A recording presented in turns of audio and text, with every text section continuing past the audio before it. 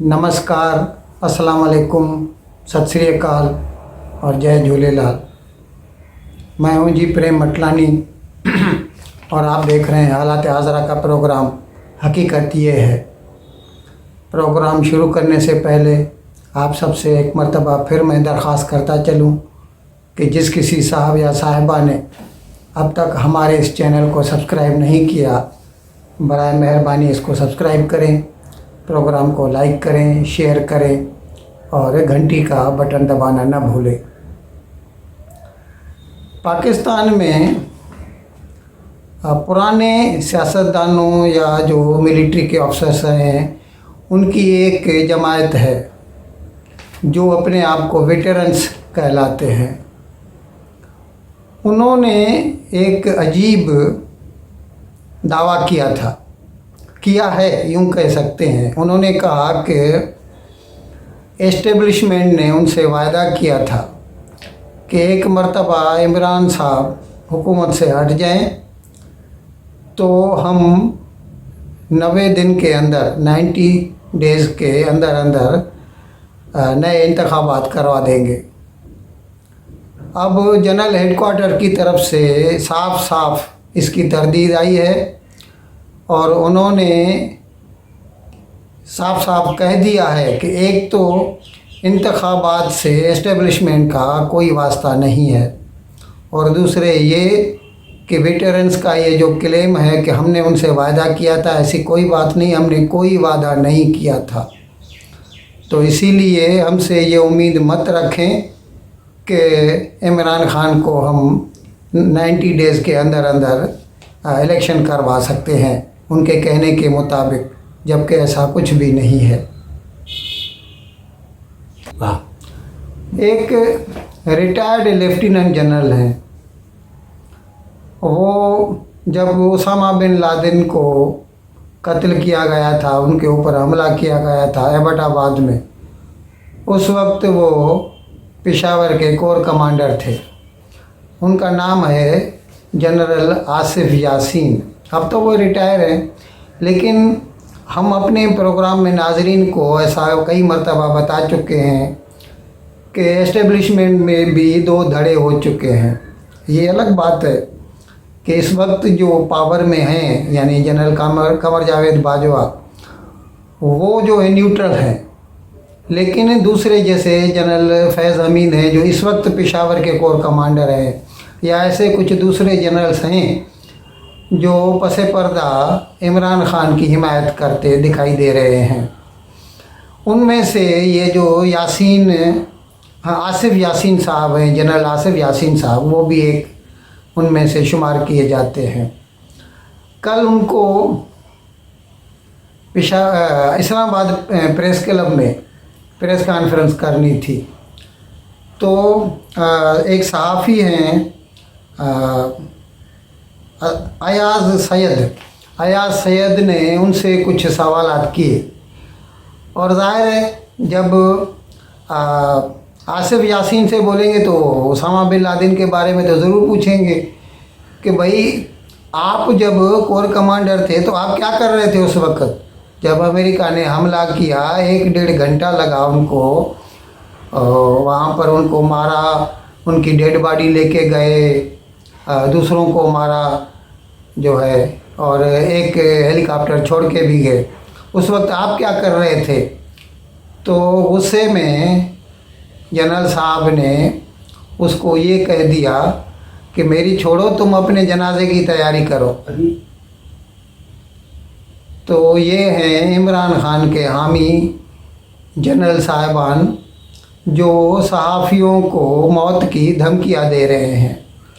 एक साहब थे अताउल्ला, जिनका कल हमने ज़िक्र किया था कि जो ख़ुदकुश बमबार बनना चाहते हैं अगर इमरान खान को कुछ हुआ तो।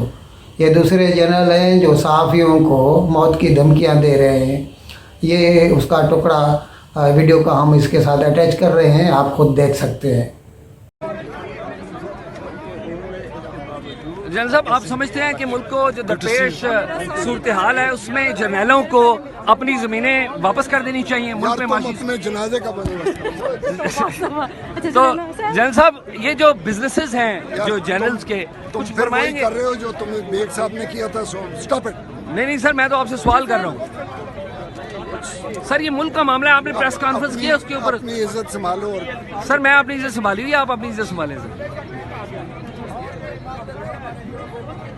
सर। जर्नलिस्टों को सवाल नहीं करने दिया आपकी प्रेस कॉन्फ्रेंस में। यार ये please don't touch, don't. Punjab की जो नई सरकार बनी है जनाब हमजा शहबाज की वज़रात आला में, उसके अभी सिर्फ 8 वज़रा ने हलफ लिया है और उनको भी अभी तक पोर्टफोलियो नहीं दिए गए। अब ज़ाहिर है ये जो है ना इख्तलाफ, ये दो हिमायतियों के बीच में है। आईडी जो है मतलब पीपल्स पार्टी है और नून लीग है।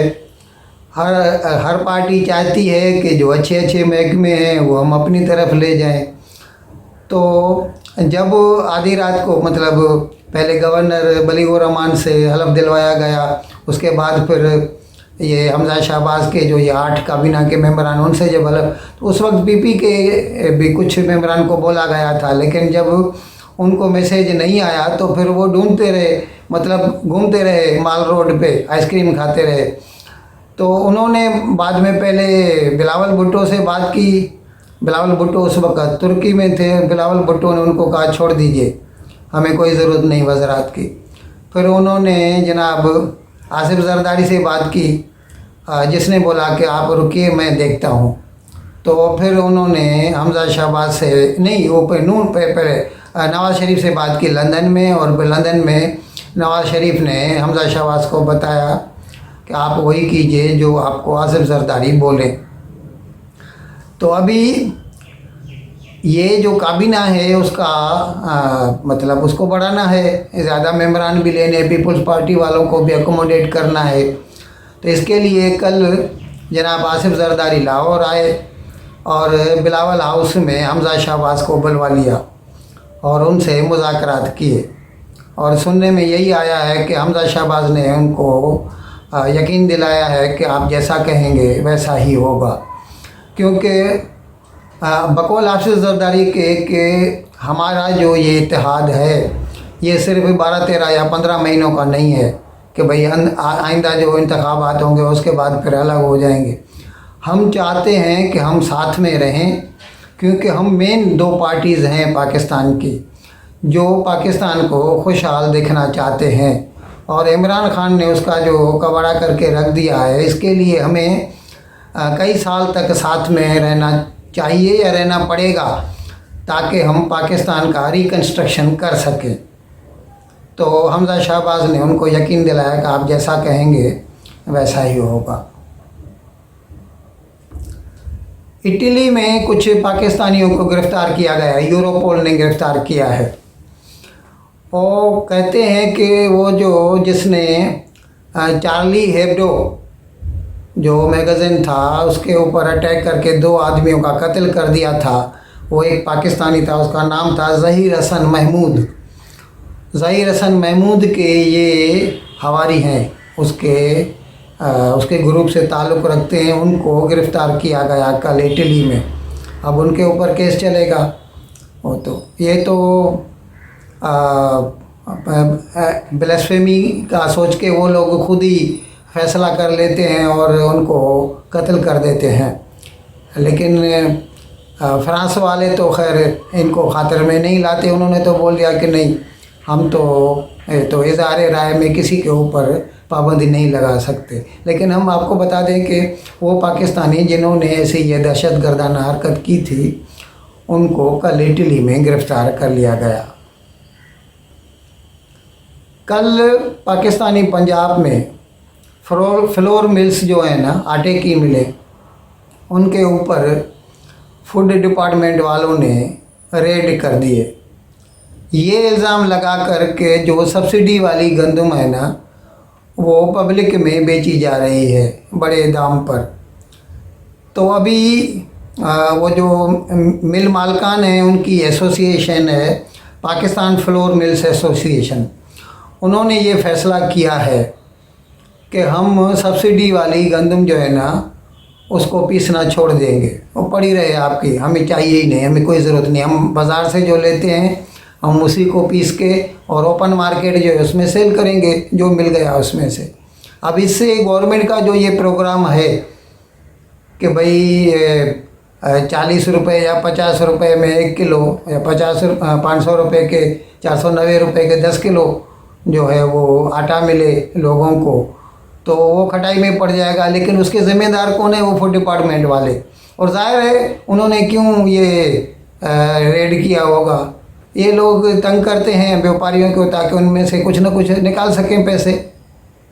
अब ये हुकूमत का काम है, पंजाब हुकूमत का काम है, हमजा शहबाज का काम है, नवाज शहबाज शरीफ का काम है कि जो ताजिर बरादरी हैं उनको यकीन दिलाए कि उनको तकलीफ़ नहीं दी जाएगी, नहीं तो अल्टीमेटली पाकिस्तान की आवाम को सफ़र करना पड़ेगा और उसके बदले में फिर आपको सफ़र करना पड़ेगा। ये जो मखलूत हुकूमत है उसी को सफ़र करना पड़ेगा।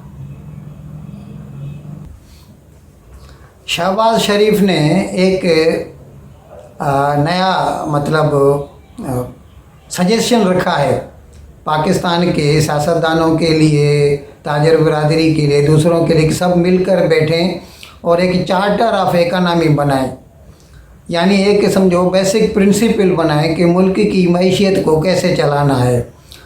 फिर उसके ऊपर उसको कानूनी प्रोटेक्शन दें ताकि अगर हुकूमत में कभी भी फेरबदल हो तो कोई भी हुकूमत अपने विम्स के हिसाब से पॉलिसीज़ में चेंज न करे और उसी चार्टर ऑफ इकॉनमी से काम करता रहे। अब उसके साथ साथ उन्होंने ये भी कहा कि पाकिस्तान में रिन्यूएबल एनर्जी के जो है प्लांट्स लगाने चाहिए, इलेक्ट्रिसिटी फ्रॉम रिन्यूएबल मटेरियल। लेकिन अभी मज़े की बात ये है कि उन्होंने साथ साथ उसके यानी साइमल्टेनियसली ये भी कह दिया कि पाकिस्तान में कोयले के बड़े ज़खायर हैं तो हमें चाहिए कि कोयले से भी ज़्यादा से ज़्यादा बिजली बनाएं। तो अभी ये उनको पहले तो ये सोचना चाहिए कि रिन्यूएबल से चाहिए या आपको कोयले से चाहिए, क्योंकि अभी तो पूरी दुनिया में ये हलचल हो चली है कि ये जो फॉसिल फ्यूल्स हैं जितना हो सके उनको बंद करते जाएं।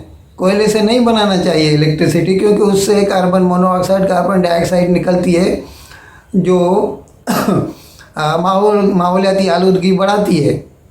अब ये खुद आप सोचिए, कोई भी एक बात पकड़ें आप।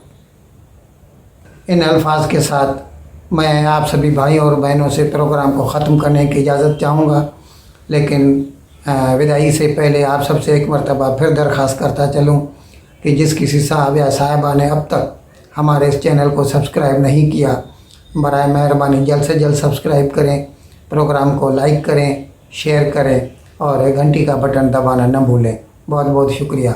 खुदा हाफिज़।